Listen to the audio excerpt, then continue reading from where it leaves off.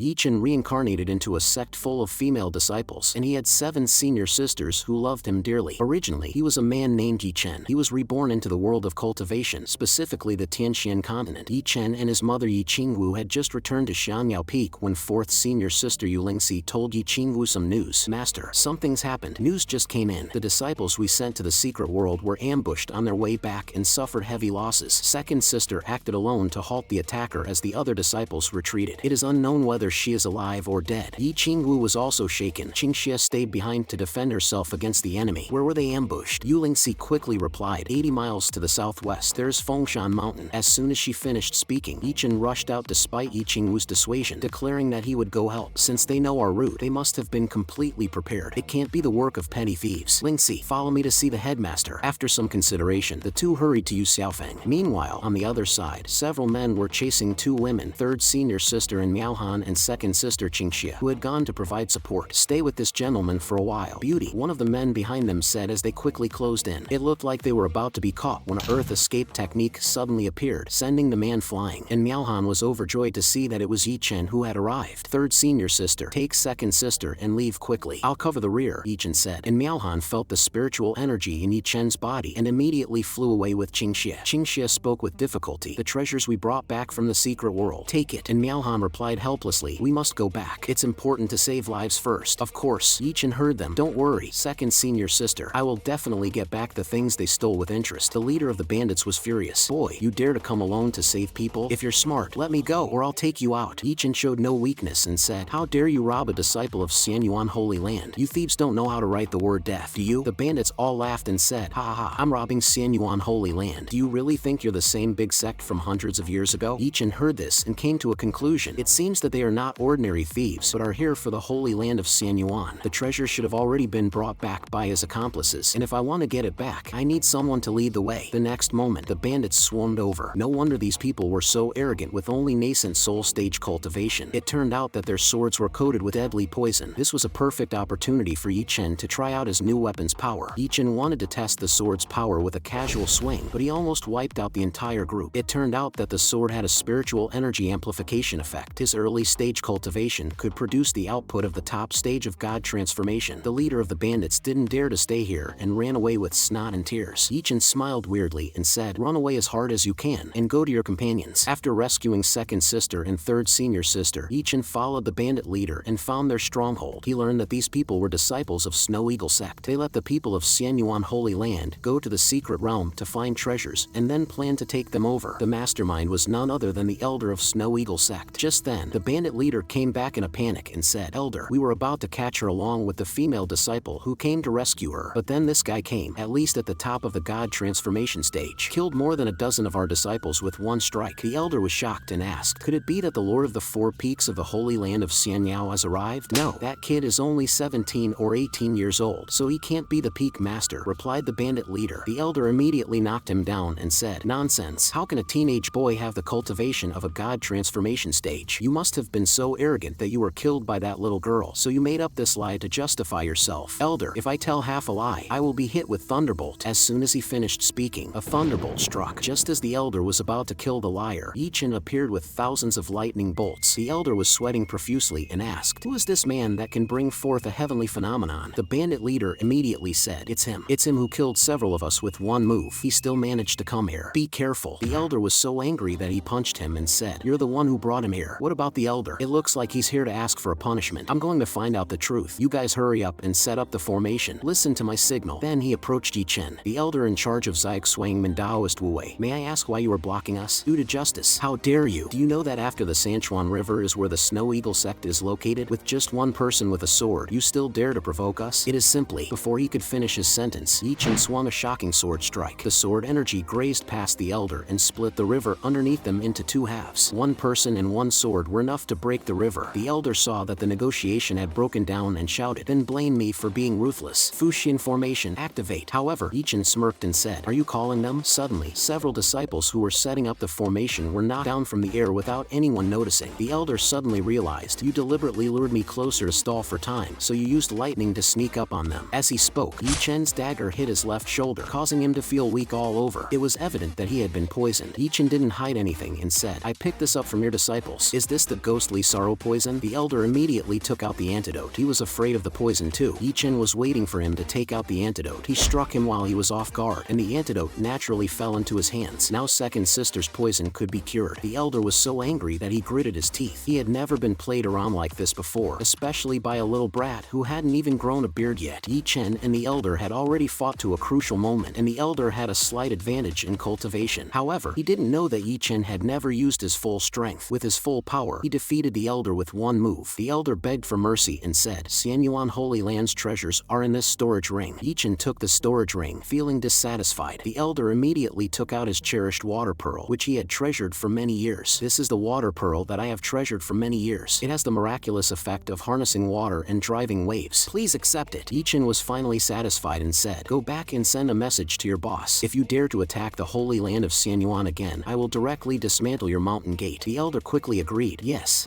I will pass it on. Thanks for letting me go. Meanwhile, the three women were anxiously looking at the unconscious second sister. Yi Qingwu asked, Lingxi, how is the Qingxue falling? Yu Lingxi helplessly replied, this poison is called ghost seeing sorrow, and it is a strange poison in the world. Although I am well versed in medical skills, I cannot find an antidote. I'm afraid second sister won't make it through tonight. Upon hearing this, and Miaohan was shocked and said she was going to fight the beasts of Snow Eagle sect. Unexpectedly, as soon as she stepped out, she ran into Yi Chen. Yi Chen asked, where are you going angrily? Third sister, I brought back the antidote. Give it to second sister. Not only the antidote, but all the treasures that were taken away from us. And Miaohan was so excited that she rushed into Yi Chen's arms and exclaimed, ah, Yi Chen, you're really great. Feeling the warmth of third senior sister's embrace, Yi Chen felt that everything was worth it. On the other side, the elder had also returned to Snow Eagle sect. The sect master of Snow Eagle sect was extremely angry, as the person who leaked the information didn't tell him that there was such a powerful person in Xianyuan Holy Land. The losses suffered by the sect this time were severe, and he had to give an explanation. Just as everyone was praising Yi Chen, Yu Xiaofeng suddenly paid a visit. I heard that the team was attacked. I have been urgently dispatching troops, but I didn't expect that the senior brother had struck first. Thank you for your help. Yi Chen sneered. I was just a handful, but Mi Rongqing, the second disciple of Xiang Yao Peak, was seriously injured in the fight. To cover the retreat of the disciples of the peaks, as the sect master, you should show your appreciation, right? Yu Xiaofeng broke out in a cold sweat. I came in a hurry and didn't prepare. I'll be sure to send someone to bring you some good medicine in 2 days. What 2 days? I think this jade pendant is suitable, Yi Chen said, holding out the jade pendant, and Miaohan explained that the jade pendant was a treasure treasured by the sect master and had the effect of dispelling poison and miasma, gathering qi, and helping the spirit, which would show praise and encouragement to those who fight bravely to kill the enemy. Yu Xiaofeng knew he couldn't keep the jade pendant and handed it over to Yi Qingwu with a smile. Yi Chen stretched and said, okay, the condolences are over. You should hurry back to the mountain. After all, there are only female disciples here, so it will damage your reputation if words get out. However, Yu Xiaofeng's purpose in this trip was to collect rare treasures and exotic plants from the secret realm, which were now in Yi Chen's hands, and Miaohan was furious that the old bastard had come for their sect's treasures. Yi Chen looked confused. The people of the Snow Eagle sect have taken them away. You have to go to them to ask for it. Yu Xiaofeng looked at the storage ring in Yi Chen's hand. Yes.